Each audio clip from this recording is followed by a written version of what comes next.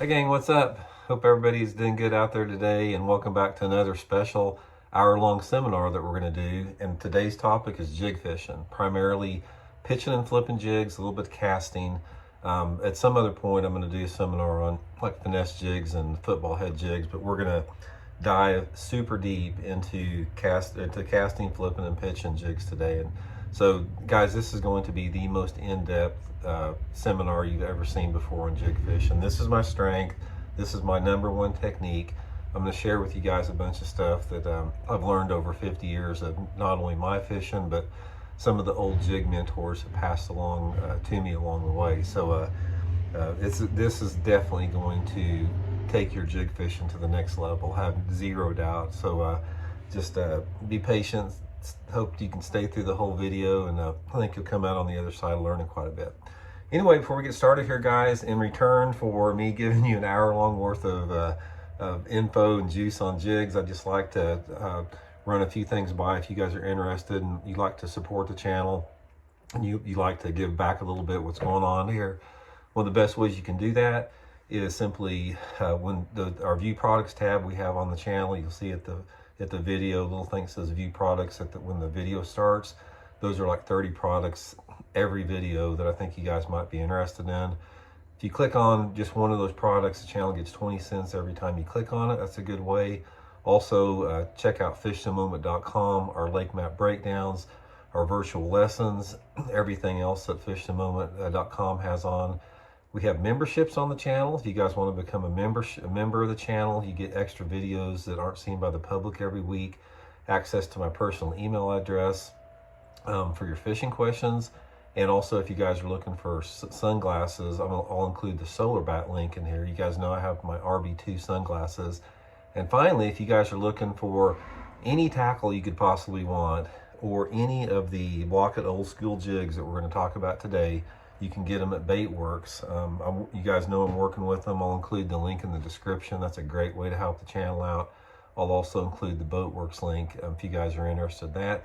And finally, if you guys are interested in booking an on-the-water lesson with me, you can shoot me a message at my Facebook page, Randy Blocker Professional Angler. There, got all the plugs out of the way. Okay, guys, here we go. Jig fishing. Let me give you a little preface here. How I got started in my love of jig fishing. I came from the Ozarks. I live in the Ozarks. It's a big jig area. It's like jig fishing back in, even from the 70s, it started in there. I started fishing jigs. I was buying these things called bass snapper jigs at Southtown Bait and Tackle in Joplin, Missouri. And I'd read about some jig and pig fishing in Bassmaster magazine. And I started taking the jig and pigs down to, Table Rock Lake whenever I could get down there. But more, I used them like floating creeks and stuff like that. And I started getting confidence in jigs. But it wasn't until 1982, I was down at Grand Lake. My mom and dad had a trailer house down there. And there was a tournament out of a place called Red 11 Port, which was close to my mom and dad's trailer there at Grand Lake. And I had had a little 16-foot flat bottom with a 9-horse on it that I saved up my gas mowing money to buy. And I went over there to watch the weigh-in, and one of the guy that won the tournament, this was a May tournament, he had 27 pounds. And I just couldn't believe it, because I'd been fishing that day and I caught 1 2-pounder all day long. And I was, young, just out of high school. And I just went up to him and I go, do you mind asking how you caught those fish? And he goes, yeah, I caught them flipping. And I'd heard about flipping, but I'd never done it. And he goes, I'll tell you what, he goes, and this person's name's Terry Thomas. You guys may know him. He's famous around this part of the country, but he invited me the next day to fish a tournament. He goes, why don't you come? There's another tournament tomorrow, buddy tournament. Just fish it with me. We went out there, guys, and Terry was rigged up with a 1/2 ounce black jig and pork frog, 30-pound test, high visibility string line, and a flipping stick. And my idea with flipping, because I didn't know any better at the time, was like a 7-foot rod. I had 15-pound test green Maxima on. And we went out there and he proceeded to put on a clinic, flipping that jig in those willow trees. We won the tournament, had 28 pounds. I caught 1 fish that weighed 2.5 pounds. Terry caught all the rest of them. But watching him fish that jig in those trees, something clicked inside of me and said, I'm going to master this. This is like unfreaking believable. So that one day on the water was responsible for a lot of the information that you're going to get here, because I've taken it through there. And most of my tournament wins, the 3 major tournaments that I've won in my career have all came on flipping and pitching jigs. And I'm going to give you guys the whole 9 yards on it. So what we're going to do before we get started, I'm going to start out talking about where you want to fish these jigs out as far as the areas, because before you can actually catch fish on jigs or any other thing, you got to, be around the fish, and you got to find the fish. So the first thing I'm going to do is I'm going to go into detail about what you need to look for good jig water. And then what I'm going to do is I'm going to go through all my jigs, and I'm going to show you how to set up the color combinations with the right trailers and I'm going to explain the conditions where you need to use each color. Because guys, once you locate the bass, you have got to key in on the right color of jig, the right weight of jig, and the right trailer on that jig in order to maximize the efficiency of that bait. So we'll start on the areas first. The areas that you want to fish a jig in, it varies with the part of the country that you're in. I mean, so there's not one shoe fits all. For example, if you're fishing a lake that has matted vegetation, like say if you're fishing in Florida, or if you're fishing a TVA lake that's got matted hydrilla, or some places in Texas that have matted hydrilla, or maybe even some place up north that has some type of thick grass bed. One of the best pieces of cover in those type of areas is flipping a jig in that matted grass. And those areas, like I said, it depends how they're laid up, but basically you're just looking to punch and flipping holes in grass, that type of stuff. That's a good area for jig fishing. In those same lakes, you may have a mixture of grass, shallow wood cover, rock, docks, that type of stuff. So for example, if you're fishing a lake like Lake Chickamauga, Lake Gunnersville, some of the TVA lakes, you're going to have an option of fishing grass or wood or rock, and the fish can use all that type of cover, just depending upon a lot of different variables and conditions. And other lakes, they're unique to themselves as far as the structure they have. Say, for example, here in my part of the country, we flip flooded cover if the water's high. We flip, bluff banks just straight into rock. We flip docks. We flip laydowns. We fish stumps, whatever targets that you have. And that's the main thing that you're focused in on. For the most part, there's 2 different key elements that you have to look for good jig water. Number 1 is you have to have the right visibility of water. And the right visibility will dictate the color of jig that you have, because the water visibility that you have is going to dictate the depth that the fish are in. If you're fishing a lake that has 6 inches of visibility or less, you can pretty much bet that those fish are going to be in less than 3 foot of water. And if you're fishing a lake that's got 15 or 20 foot of clarity in there, you can bet that those fish are going to be a little bit deeper. And don't ever get, when you're thinking in terms of pitching and flipping, don't ever let water clarity limit you to think that it's going to work or not going to work. Because I have literally caught fish on jigs and water visibility that was like that. And I've caught fish on jigs and water visibility that was 40 foot clarity. I fished the Bassmaster Invitational at Lake Mead back in the late 90s. And the lake was super high then. It was like 30, 40 foot above normal. Lake was gin clear, and there was a bunch of flooded bushes and trees that were in 25, 30, 40 foot of water. You could be going down there on a calm day, and you could look down there like a swimming pool and see these big green bushes in 30, 40 foot of water. They were only 5 feet high, but they were on the bottom that deep. And I caught the big bass of the tournament, which was almost a 7-pounder, which is huge for Lake Mead, pitching a jig down into those trees, just pitching it in front of the boat and feeding it down and jigging it in those trees 30 foot underwater, so you can catch them in a variety cover. The thing that you want to look for in jig fishing, when I'm talking about 2 different covers, is number 1, heavy cover is a key, and number 2, big rock is a key. Those are the 2 covers. Now, in my opinion, heavy cover is the best cover to fish jigs in. And this is the first thing that I look for in any lake. If I'm flipping, if the lake has a lot of grass in it, I'm looking for the thick grass. If the lake is high and you've got flooded bushes or willow trees or that type of stuff, I'm looking to find that thickest, gnarliest cover in there. And if it doesn't have that thing, I'm looking for some type of an object, like, you know, next to a dock, next to a stump, next to a concrete seawall, some type of hard target. So you need to pitch it to some type of structure for the most part. The next to that is a jig is really good to pitch and flip on if you're flipping big rock on a channel bank. Now this can be, and it's obviously up to, this is a man-made lake type thing, but anytime that you say you're in a major creek arm, and if you look at your map and you find the areas where the creek channel hits the bank, and you can get on those banks that are really steep, one of the things I like to do is just pitch that jig straight into the rock, not up in front of the boat, but I pitch it straight into the rock and I just hop it down that ledge. That's a really good way to catch them pitching and flipping a jig too, especially during the pre-spawn. But for the most part, you have got to identify the targets that the fish are going to be on. Now these targets that the jig fish are going to be on, they change throughout the year with the water clarity and the water temperature. For the most part, you're going to catch your biggest fish on jigs during the pre-spawn in that shallower water, because during the pre-spawn, when that water temperature is in the 50s especially, that's when you have the biggest population of bass moving to the bank. There's more 4-pound and bigger fish in that shallow water next to the bank than any other time of the year. Not talking about the spawn, I'm talking about fish that are up there actively feeding. They're not in the spawning mode. It's a completely different personality of fish. So when that water temperature is in the 50s, this is when you really need to focus on pitching and flipping your jigs.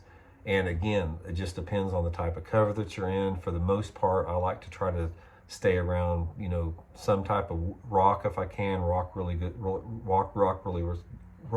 works good in the pre-spawn, but they can also be around whatever targets. Now, as the water warms up a little bit and you're around the spawn or around the pre-spawn or post-spawn, that type of stuff, that is when like docks and flooded cover work really good. A lot of times you have high water conditions during the spawn or in the post-spawn. It's a really good time to flip, you know, the flooded cover. As you get into summertime, that's when I like to target the shallow wood that's on the flat banks. I look for the dirtiest water that I can find. Doesn't matter if it's 90-degree water. I go up into the creek and river arms, I get on the flats, and I try to locate those shallow wood laydowns, stumps, or even shallow docks.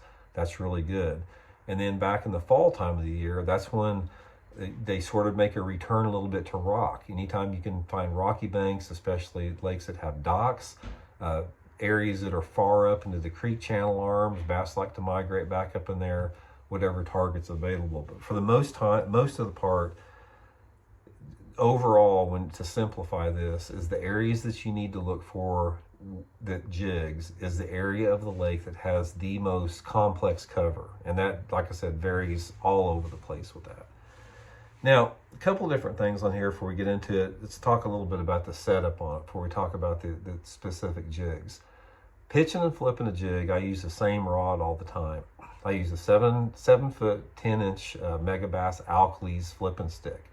The thing about a flipping stick, guys, is you do not want a broomstick. You want a flipping stick that's at least 7 foot 10 inches long, 7.5, 7 foot 10, that type of stuff, up to 8 feet. But you want a little bit of tip on it, because if you have a big broomstick, a lot of times you'll be flipping in there and you're 10 or 15 feet away from the fish and you put everything you got into it, you're going to lose that fish because you simply are putting too much pressure on it. You're going to tear a hole in that fish's mouth. So try to find a flipping stick that has a little bit of tip to it, little sort of a medium heavy tip, not a heavy action. That's going to help you out a lot. And backed up with that, I suggest just any type of 7-to-1 retrieve ratio, 7-to-1 or even 8-to-1 retrieve ratio. You want a fairly fast speed. The speed part of the reel, as far as just taking up line to make another pitch, it's just more efficient with that. The line is also critical, guys. One of the things I'll tell you about pitching and flipping a jig with line is I do not like to use braided line unless I absolutely have to. The only time I use braided line is if I'm flipping a jig into very heavy mats with a heavy jig, like a 3/4 ounce to a 1 ounce jig. Then I will use braided line under those conditions. Or if I'm fishing some type of cover that is extremely, extremely gnarly. For example, about 5 years ago, we were fishing a tournament down at Sam Rayburn, and the water was high and it flooded these mesquite tree bushes. And these mesquite tree bushes have thorns all over them, and they're super gnarly and super tight. And they were in about 8 to 10 foot of water. And in practice, I simply could not get the fish out of these mesquite trees when they bit, because they were 9 or 10 feet underwater, and these limbs were so gnarly that the fish would get me wrapped up every time. So I had to go to braided line. I felt that I sacrificed some strikes, but I was able to get the fish out and make a good check in the tournament. So the point is, if you can get away with it, at all costs, do not use braided line. It's going, you see guys like Greg Hackney, which is, in my opinion, one of the best jig fishermen in the world, using braided line and all the time, and that seems to work for him because he uses heavy jigs a lot. But I'm telling you, you will get more bites if you do not use braided line. The line that I use all the time for my flipping is Seaguar Invisex fluorocarbon line. I've experimented with a lot of different line. This is my favorite setup with it. Most of the time I'm using anywhere between 17 to 25 pound test, and that's going to be depending upon the jig size and how I have it set up. We'll talk a little bit about that here in a second. And a drink here, I'm talking so much. So that's the equipment setup. Next, before we get into the jig setup here, let's talk a little bit about the presentation and setting the hook. One of the things that's going to help you a lot on your jig fishing is you have to learn to be a good pitcher and flipper. I mean, one of the things I learned early on in my career is that I could offset a lot of my lack of experience for being a good caster. So I spent tons of time learning to pitch and flip. You know, I won the Bass Pro Shop National Casting Contest simply because I practiced all the time for it. I could put that jig in places where a lot of people couldn't put it. And that's a big part of it, guys. Do not underestimate the fact that if you can put that jig where you want to put it, you're going to double your odds of getting bit. So really work on focusing your casts, and really work on, when you're pitching and flipping, try to be ambidextrous. Try to learn to flip left-handed, you know, right-handed, go back and forth. Learn to flip with the line in your hand. Learn to make underhanded pitches. Sort of make it an art form. Just learn to go back and forth where it's fluid, like all that type of stuff. That's going to help you a lot. And try to make a quiet entry with your jig also. That's also going to allow you to get more bites. The hook set now. Here's another thing about it. One of the biggest mistakes that most anglers make with a hook set is they simply reel down and jack them as hard as they can. Guys, you're going to lose a ton of fish on that like that.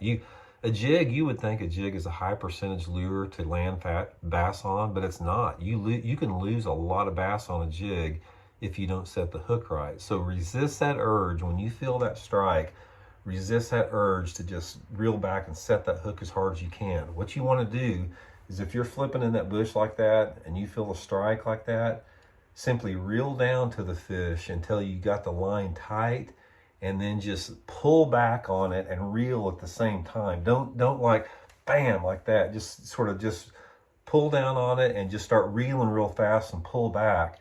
And don't let up the pressure. Just keep reeling, and that as you're reeling, that hook is continuing to penetrate in the fish's mouth. And don't stop reeling as long as that fish is coming to you. Now, if that fish takes off past you, that's when, you know, you have to stop and you have to let the fish have whatever it needs. Don't ever try to reverse the direction of the fish.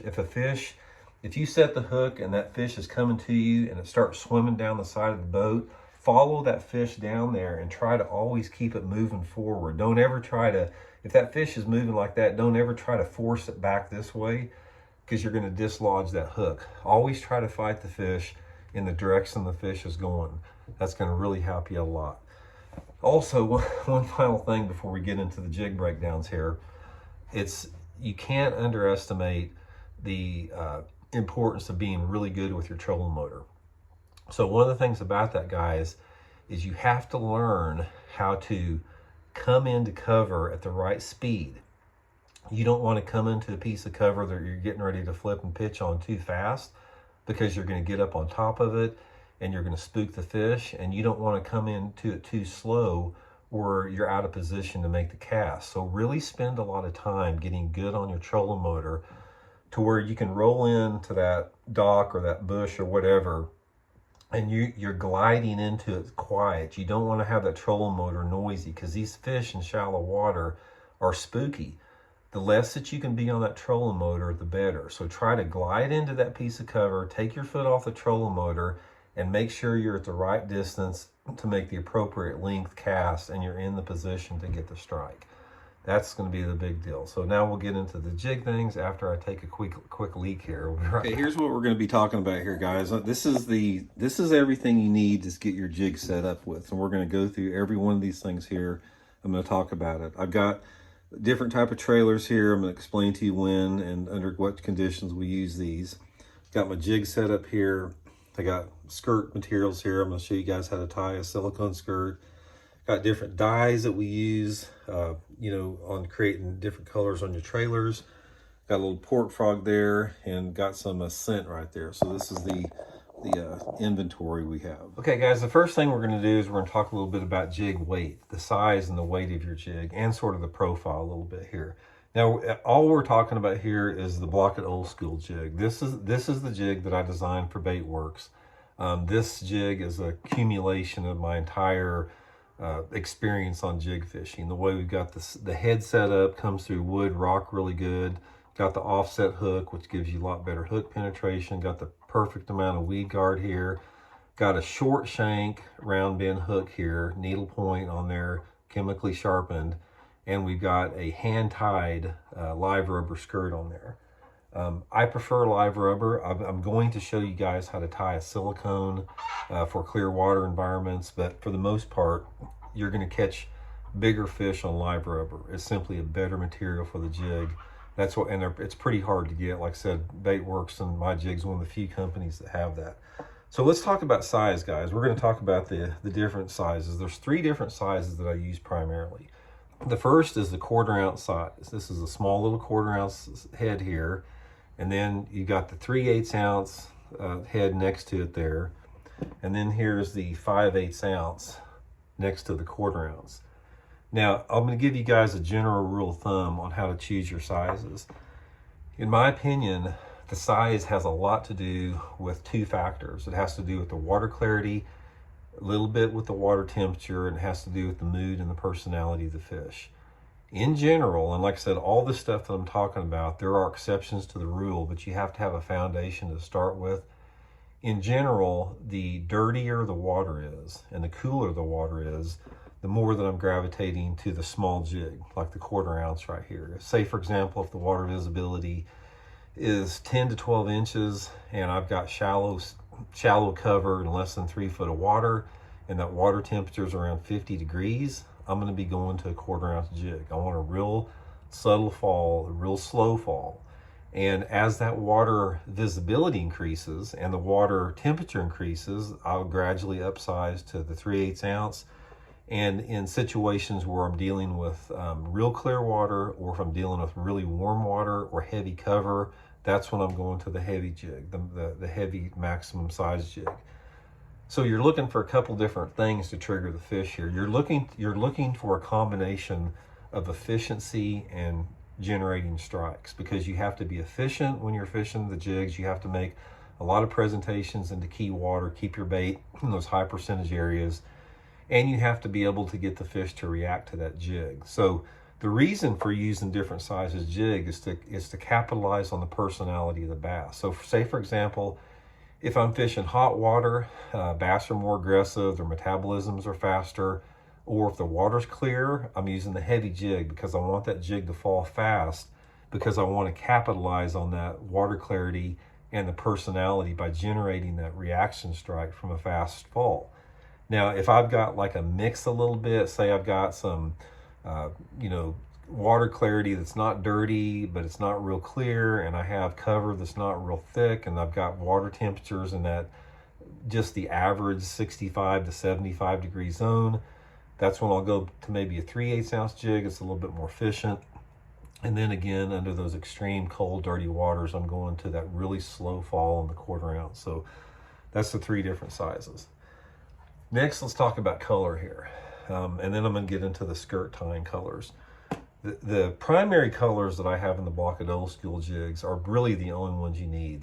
You can vary a few with them, but there's very few situations that will not get covered by the jig colors I'm talking about.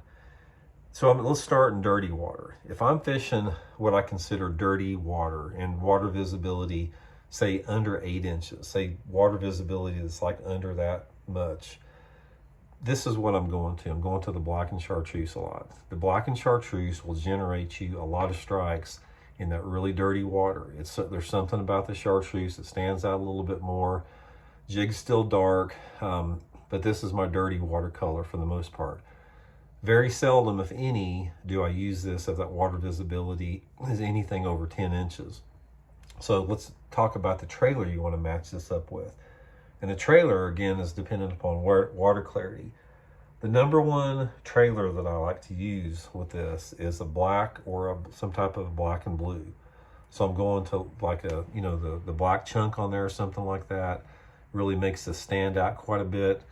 And I'll vary it a little bit between, the super chunk and the big salty chunk, that type of thing. But this is the main color I like for that dirty water, is the black with the black and chartreuse.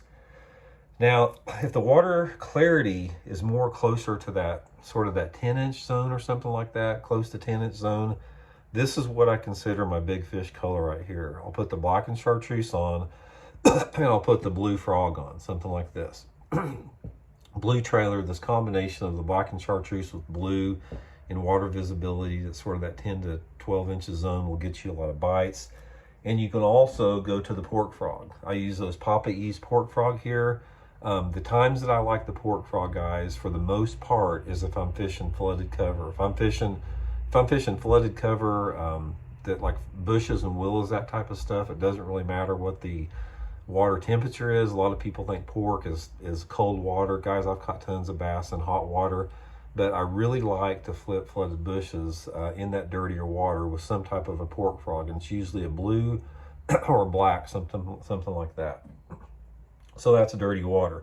One other thing I will key you in on this is if you have water clarity that is say 1.5 feet, like 12 to 15 inches, but if you have cloudy, rainy days, one of the top combinations that you can have during those conditions too, and I've caught a bunch of fish. In fact, I won the Bassmaster Bugs Island tournament on this combination here, is the black and chartreuse with a green chunk on it. There's something about it. If you got that water clarity a little bit cleaner than what you'd normally use the black and chartreuse, if you put that green trailer on there, they will bite this thing. Especially, guys, if you have a lake that's got spotted bass, this is a freaking killer color for spotted bass right here. Like I said, every one of these jigs, you guys can get them at Baitworks. I'll include the link in the description. You guys can get them there. But this is one, guys, right here. If you've never tried it, just do yourself a favor and try it. I'll just tell you that.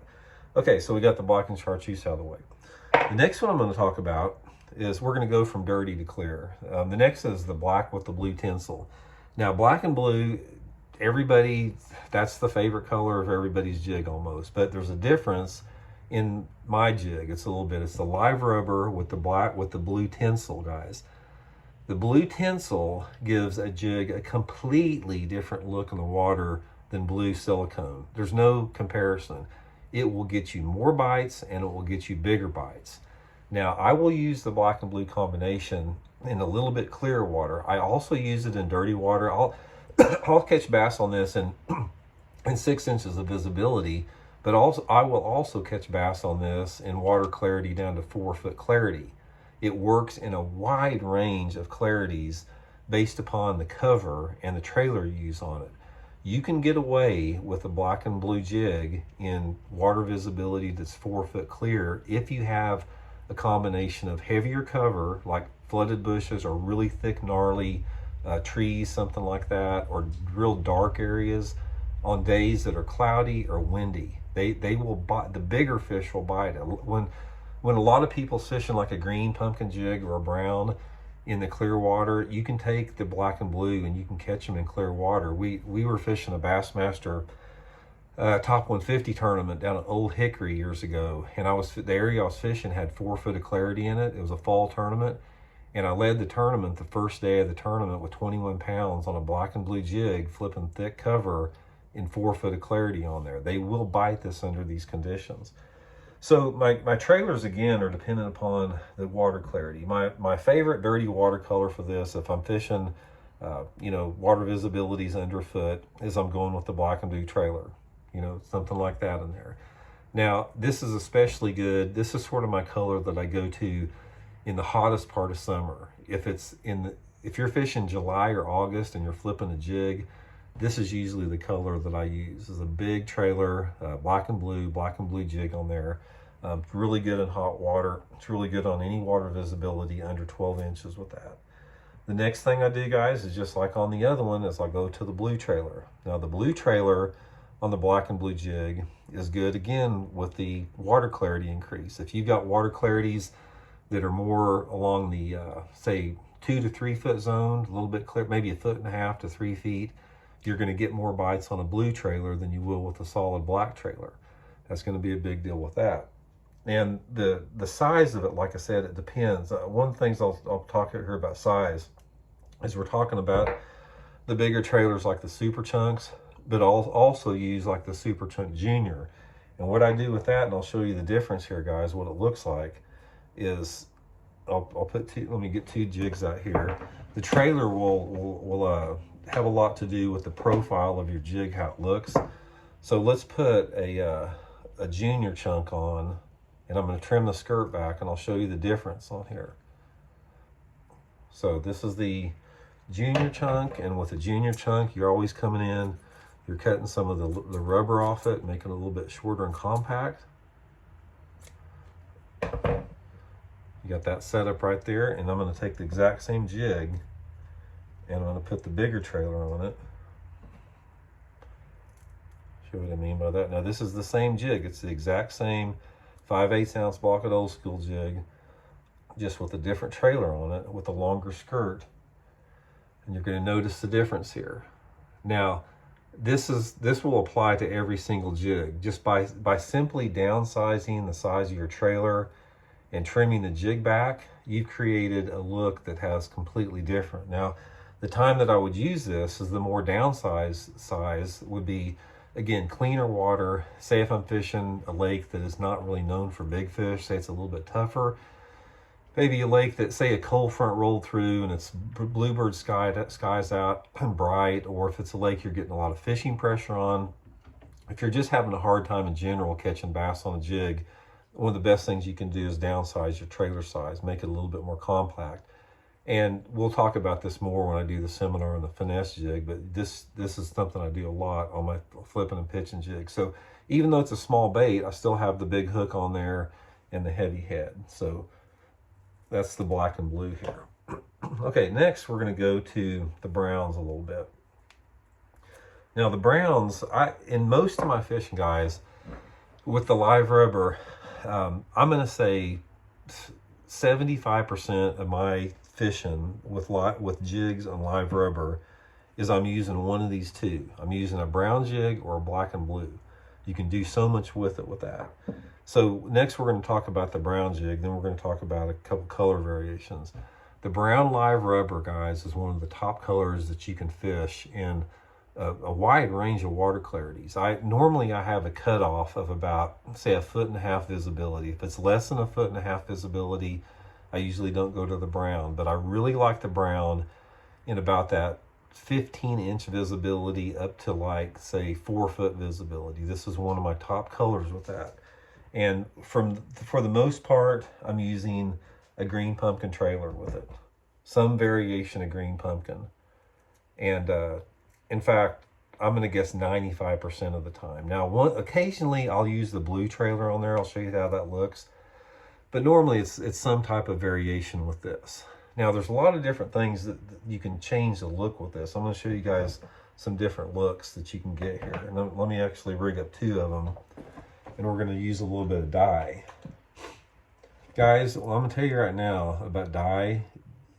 You have got to implement dye in your fishing. Dye is one of the most, it's just one of the most important aspects as far as maximizing your jig fishing in terms of being able to match different water clarities.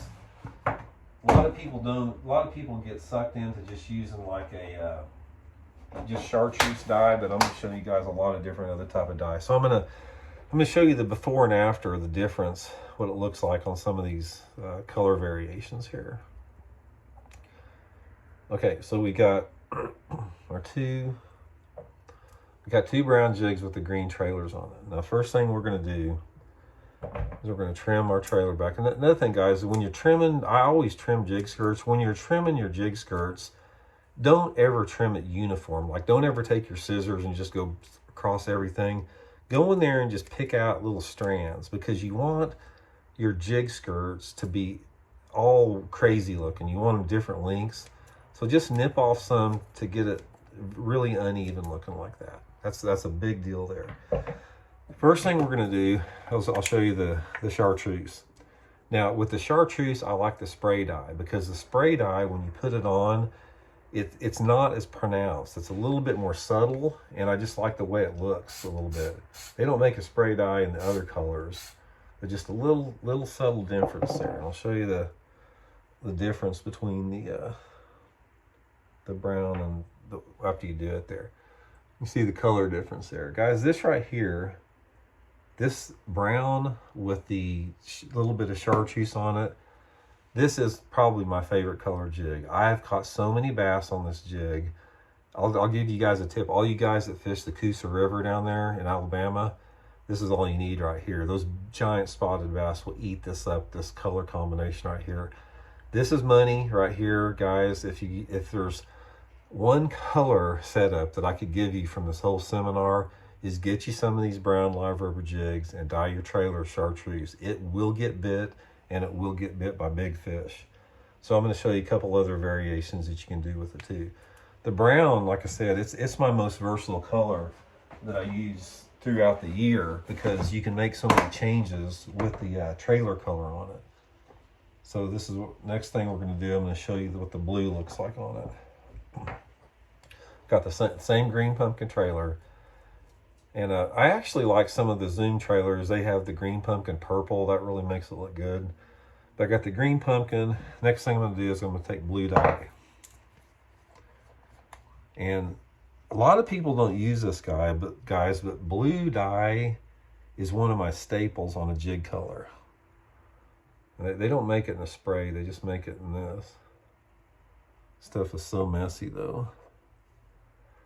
Like this guy, guys, this little bit of blue like that on the end of this brown jig, I've caught so many bass on this. This is a really good color if the water clarity is sort of that marginal on the low end.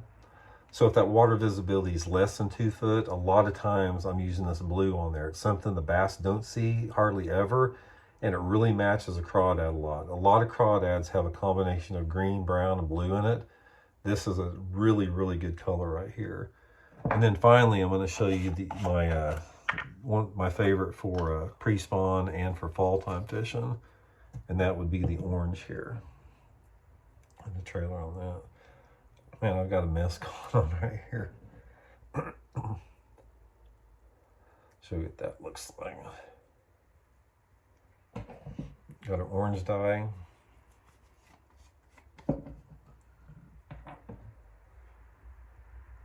I don't like to get too carried away with the how high I go up on them. I usually go up, you know, 1/2 inch or so at the most. Orange dye like that, guys, this is killer too, man. This is one of the best pre-spawn colors that you can have.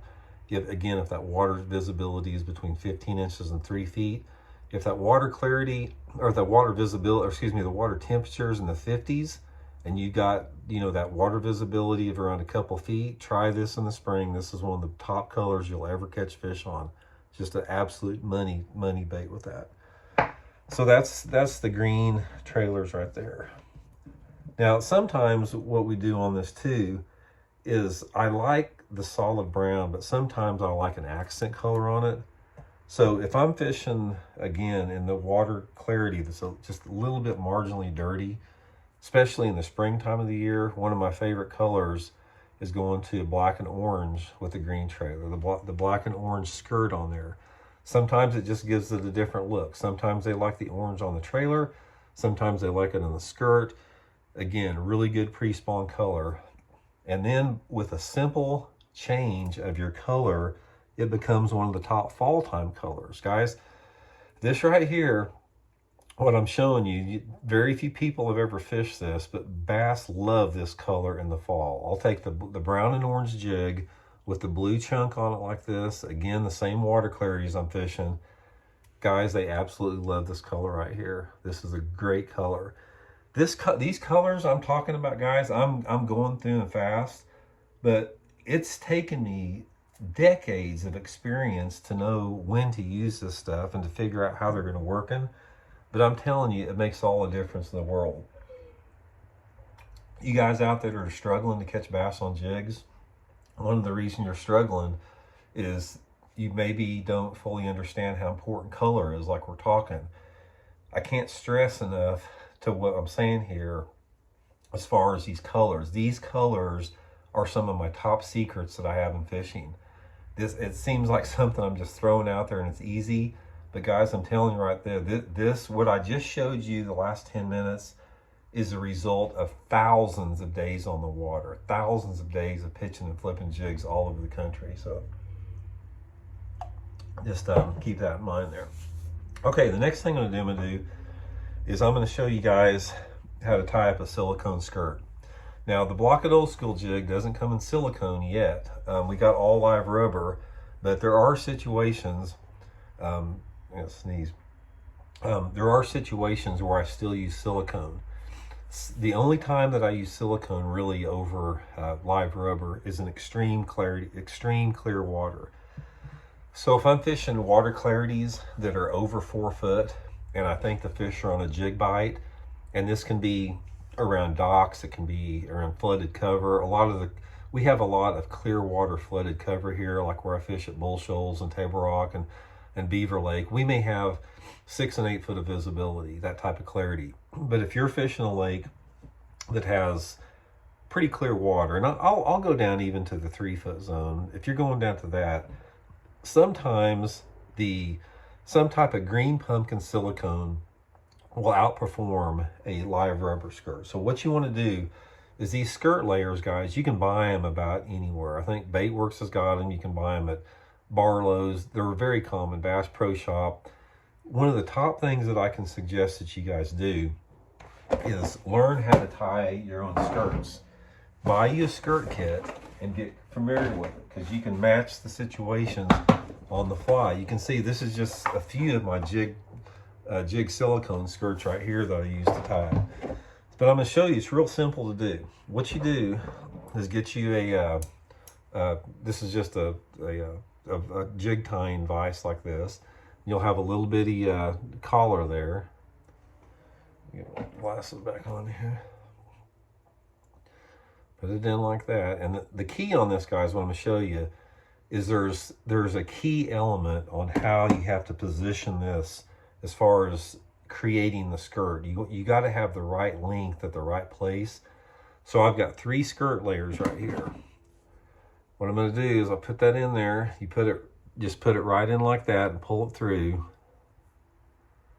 And this is the important part right here. When you pull it through, you only want to come through about that much in it. So once you come through, it's not even. A lot of people will position this like halfway across. I like about a quarter of the way. So I'm going to take the next thing I'm going to do is I'm going to trim the ends of it off. Free them up there. All you're doing is cutting the ends of it off where it allows it to flare out. So your skirt's ready to go like that. So this is how it looks like that. And what you want to do is get your jig head and you want to put it in where the long side is facing up. So I flipped it up like that. I got the long side up, threading it on there. Get this on real quick and I'll show you. And by having that long side up, that gives you uneven area and it gives you full coverage. If you try to tie your jig skirt like with a 50-50, it does not look like that. It won't look natural like that. But guys, this is my clear watercolor right here. I've got tons of fish on it, and most of the time I'm using, again, the green pumpkin trailer. In fact, probably 99% of the time, some type of green pumpkin, some type of watermelon. And if the water has got a little bit of stain, or if it's got maybe just say if it's cloudy or overcast, I will put a little chartreuse on the end of it. But guys, this is a clear watercolor right here. If you're fishing jigs and you've got water visibility of 4 foot or more, especially if you've got those bright sunny days where it's tough to catch them on it, this is the setup that you want to use right here with that. So anyway, I'm going to take just a second break here and get a drink, guys. I'll be right back. Okay, guys, we're back. One other thing I wanted to bring up before we get into actually how to work the jig is, you guys probably noticed I didn't talk about any of the curly tail trailers. You see a lot of guys, especially, in fact, the majority of guys that fish jigs now, a lot of them, especially the younger guys, they use a lot of stuff like the Rage Craws and the Speed Craws and the curly leg trailers on a jig. Guys, I'm not really that big of a fan of it. I prefer the chunk type trailers that don't have the flapping legs on it. Now, I will use the flapping legs a little bit on a finesse jig more because I fish it more around open cover, but we'll get into that a little bit more. But for the most part, not saying I never do it, but for the most part, 95% of the time, I'm using just the chunk type trailers that don't have the curly tails on them. I just think it catches bigger fish. I got more confidence in it. I just like them a lot better. Okay, guys, let's talk about working the jig. Now, a lot of people, they're intimidated by jigs a little bit. They say they have a problem catching fish on it. They say they don't know how to detect strikes on it. Guys, a jig bite and the way that you work a jig is very, very similar to a Texas rig. If you can catch fish on a Texas rig creature bait or Texas rig worm, you can catch them on the jig because it's basically the same thing. You pitch it out there, whether it be a worm or a jig, the fish comes up to it, it inhales it in, and starts swimming out with it. Same type of bite. The working part of it, a lot of people, they'll drag plastic worms a little bit, and one of the pieces of advice I can give you on the jig that will really help you more is learn to hop your jig. Now, I don't mean you have to do it all the time, but most of the time when I'm working a jig, if I'm fishing a worm, I'm usually doing like this. You know, like just sort of just twitching it like that, just taking up slack, just sort of like that. But if I'm working a jig, I throw it out there and I'm like, let it sink down like that, letting it pop off the bottom 6 inches to a foot. It seems like that'll generate a lot more strikes. Something about the profile, I think the jig is just a bigger profile and maybe that triggers them to bite a little bit more, but learn to hop a little bit more. I think you'll get more bites with that. And one of the things I want to leave with, guys, here is when you're talking about jig fishing, you have to realize you have to shift your expectations a little bit, because a lot of fishermen and even good anglers, even really good bass anglers, I know pros out there that they don't fish jigs. They just fish creature baits because they don't have the confidence in getting enough bites on a jig. You have got to have a shift mentally. And when you're fishing a jig, you have to tell yourself, you're simply not going to get as many bites as you will with a creature bait or a Texas rig. Now, particularly on the bigger jigs like this, not so much the smaller jigs, but the bigger pitching and flipping jigs like that, you're going to sacrifice bites for quality. So if you get, say if you're out flipping boat docks and you're flipping a boat dock with a beaver or some type of creature bait like that, and you go out and you get 20 bites flipping a dock with creature baits like a beaver, you may go to those same docks and only get 5 or 6 bites with a jig, but your jig fish are going to average anywhere between a half a pound to 2 pounds larger than the creature bait fish a lot of times. Not all the time, but a lot of times. So adjust your expectations out there. You have to just sort of have this shift saying that I'm probably not going to get as many bites. Not that you can't, because I've had 75, 80 fish days on flipping and pitching jigs, but you're not going to get quite the bites with that.